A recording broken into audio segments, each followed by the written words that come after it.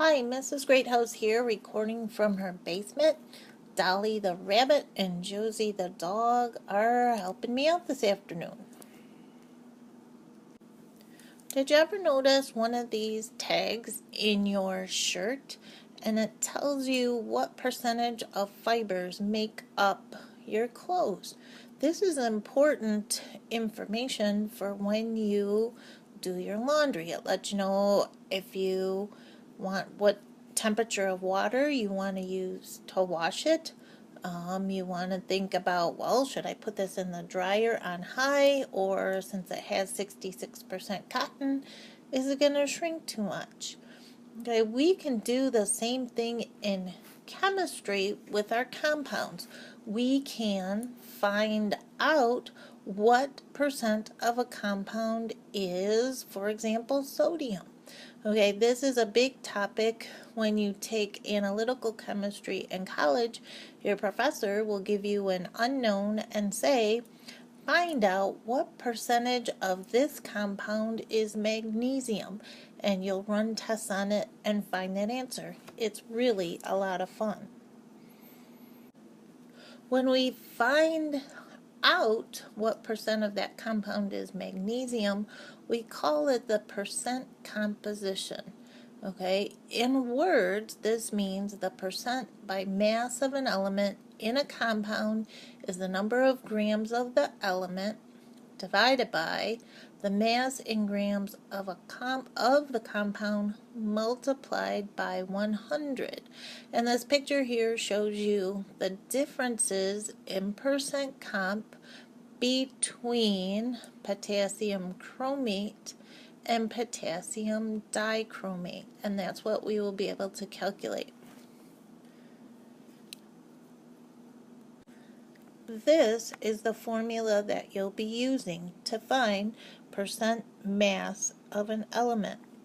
You'll take the mass of the element divided by the total mass of the compound times 100%.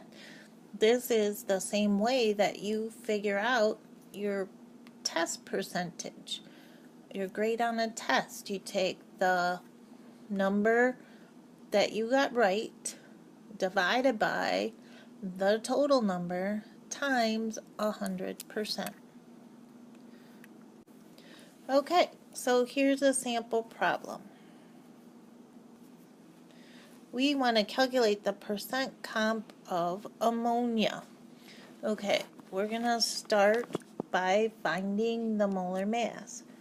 Okay, the molar mass of nitrogen is 14.0 plus the molar mass of 3 hydrogens at the molar mass of 1 equals 14 plus 3, 17 grams per mole.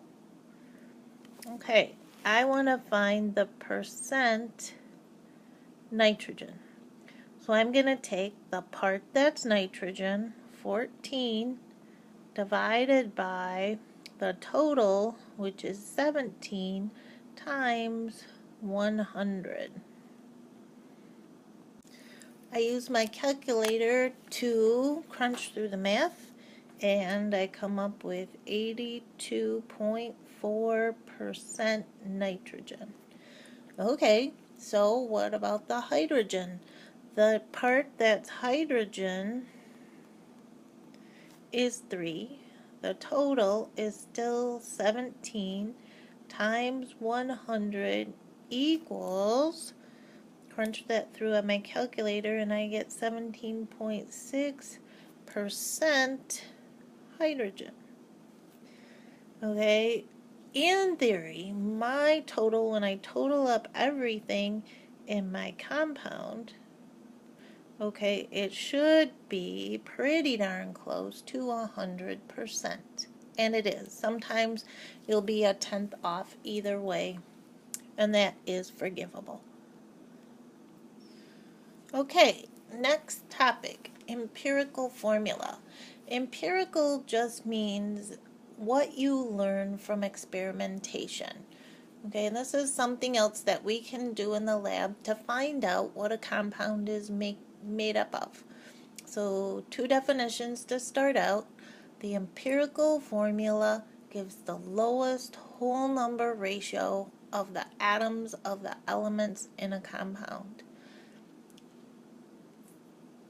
This needs to be contrasted with the molecular formula of a compound. It can be the same as the empirical formula or a multiple of that. Okay, so here's some examples. Ethine, C2H2, is the gas used in the welders' torches. Okay, styrene, C8H8, is used in making polystyrene or styrofoam, both pictured here. Okay, these two are both carbon compounds and have the same empirical formula, CH, but they have different molecular formulas. So the empirical formula is CH, no subscripts. Okay, this is the simplest formula possible. C2H2 and C8H8 are both molecular formulas. They are multiples of this empirical formula.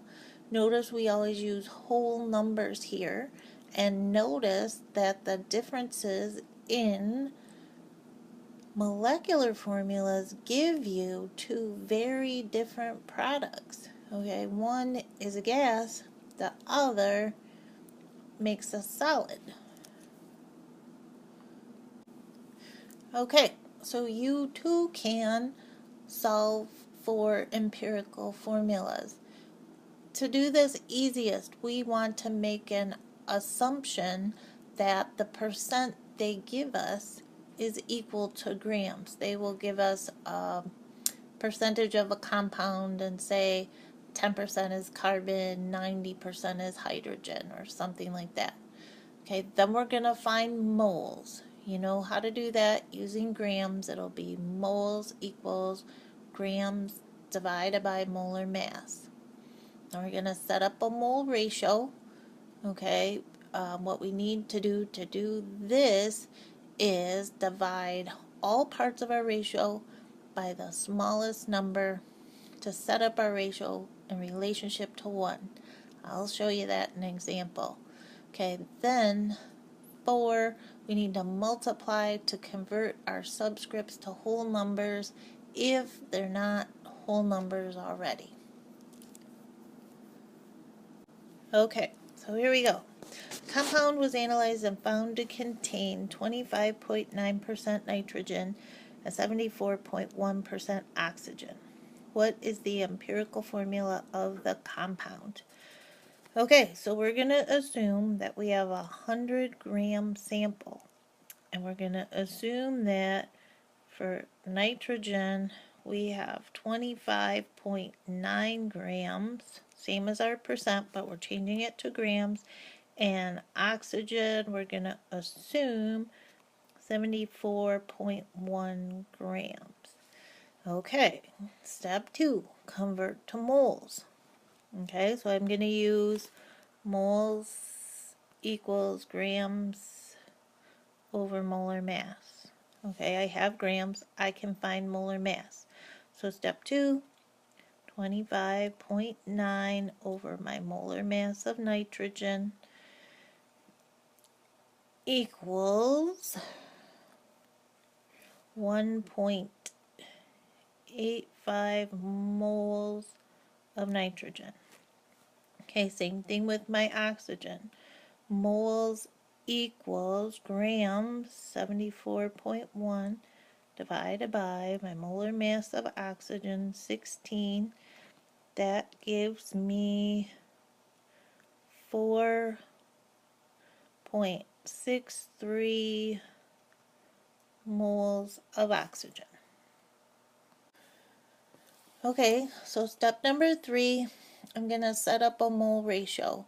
To do this, I'm going to divide my smallest mole number, which is my 1.85, divide that number by itself so I can set part of my ratio to 1. And I'm going to do the same thing with my moles of oxygen. 4.63 divided by 1.85. That equals 2.5.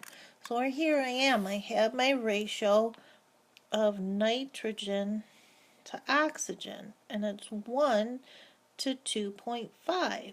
But you know that we can't have subscripts that have a decimal in them. We need a whole number. So to get rid of that 2.5 and make it a whole number, I'm going to multiply both subscripts by 2 to get my empirical formula. So 1 times 2 is 2, 2.5 times 2 is 5. So my empirical formula for this compound is N2O5.